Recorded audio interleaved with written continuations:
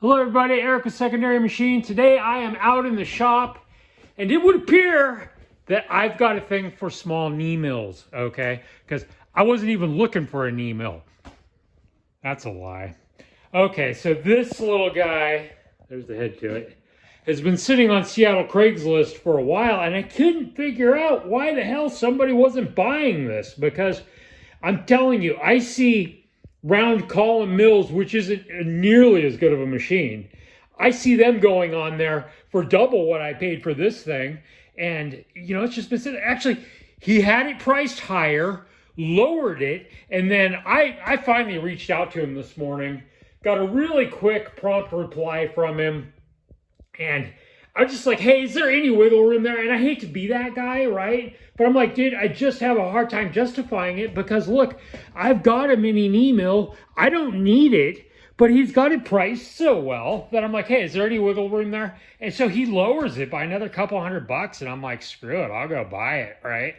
And actually, it looks like it's a really great machine. It's in awesome shape.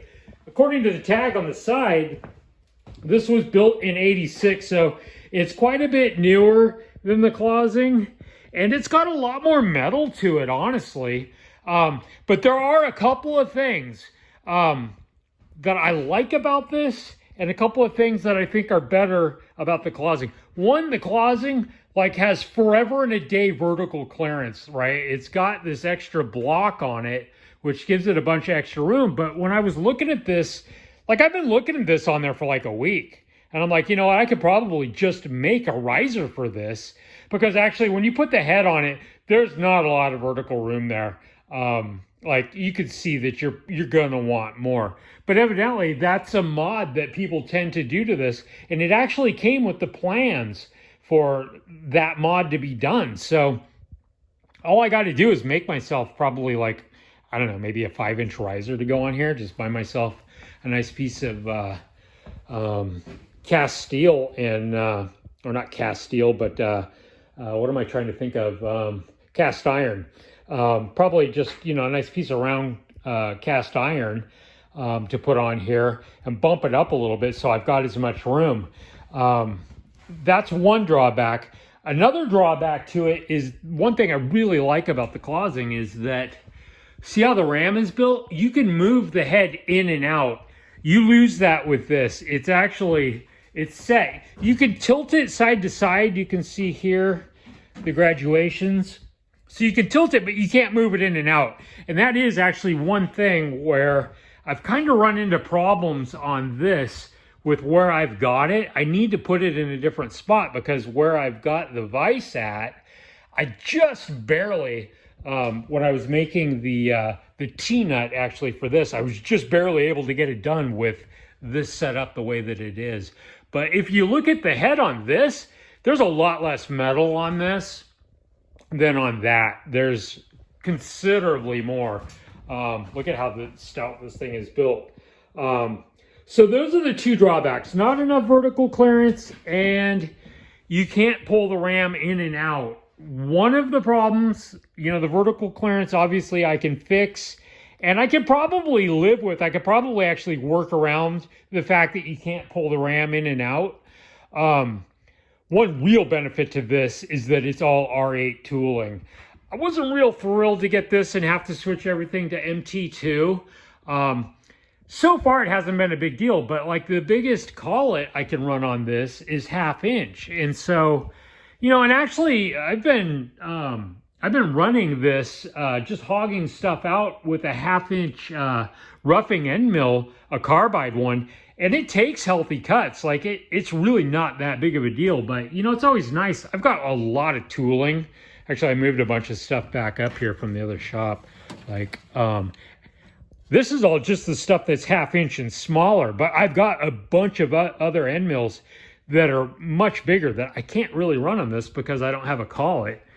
Can't run a collet that'll accept them. So I've got a bunch of other stuff. Where is that stuff? Actually, I could show it to you while I'm talking about it if I can find it. I'm not sure what I did with it. Floating. This room, by the way, is getting smaller by the moment. Like, and that reminds me. So I did pair this lathe with a bunch of tooling. This whole Kennedy setup. There's a bunch of tooling in there. I got a guy coming from like out in the middle of nowhere in Canada coming to get this stuff. So I priced it at $2,800, but look, these boxes are full of stuff. Like, there's all kinds of stuff in here. And I did buy another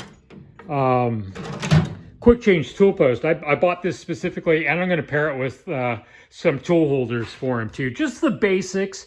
But, you know, I wanted to set it up for somebody that maybe was just now getting into this sort of thing. And, you know, like there's a little sign bar here. You know, this is a real nice little piece. I've got two of these Aventurs, I think is how you say it, the Shars. This one's a little bit different than my other one. I like the other one a little bit better, but you know, I don't need two of them, you know? So I just paired it with a bunch of stuff, $2,800. I know, or $2,850 actually. And right now there's another one like this that probably isn't in as good a shape on Craigslist, or it might be on Marketplace, but he wants $2,800, so $50 less, but it doesn't come with a Kennedy cart full of shit. So anyway, so I just got a new cover. This came from eBay. It needs to be painted the correct color, but the cover that came with this was all botched up, and so I got this working correctly. Got the correct belt, or a new belt. It's the same belt that was on here. Got that, came in. I've got a nice new rubber belt that's going to go on here to replace this. The 1/2 horsepower motor's not cutting it on this. It's going to get either a 3/4 or a 1 horse. But other than that, I really like this tool so far, so I'm happy to let this thing go down the road. You know, I didn't think I would find another mini knee mill. I really like small knee mills. So, you know, now is going to be a question of, do I want to keep this and let the clawsing go? I'm sure I can get my money back on the clawsing for sure, which I paid a lot more for that tool. They go for a lot more money than what I paid for this. And so, you know, maybe I switch to this and pocket some extra dough and buy myself another nice tool of some sort. I don't know. So it'll be interesting. I need to come up with a way, someplace to put this. I was thinking, I don't know, it's pretty heavy, but I might be able to put it on this tooling cart. I don't know. I got to come up with something, but I'm running out of room in here. So Sunday, all this stuff is gonna leave, which will open up this wall again. I do like that lathe, and I think I'm gonna keep it. And so I might buy the $500 tooling cart that I was talking about in the last video. And so maybe I move that onto a tooling cart, and then I could put this guy on this nice thick bench, get everything dialed in with it and see how I like it. But from what I'm seeing, this is in such nice shape. It's actually, you know, the clawsing's in really good shape, but this has actually probably got less hours on it. The manufacturing date is 1986, November of 1986. So it's a lot newer than the clawsing, but the paint, like, it's in really good shape. So maybe I'll end up running this. I don't know. You know, it wouldn't be all bad to pocket some extra money and, you know, maybe keep this tool. I don't know. We'll see. Time will tell. Anyway, I'm going to get back to it. I will let you guys go. Eric with Secondary Machine. Talk to you soon.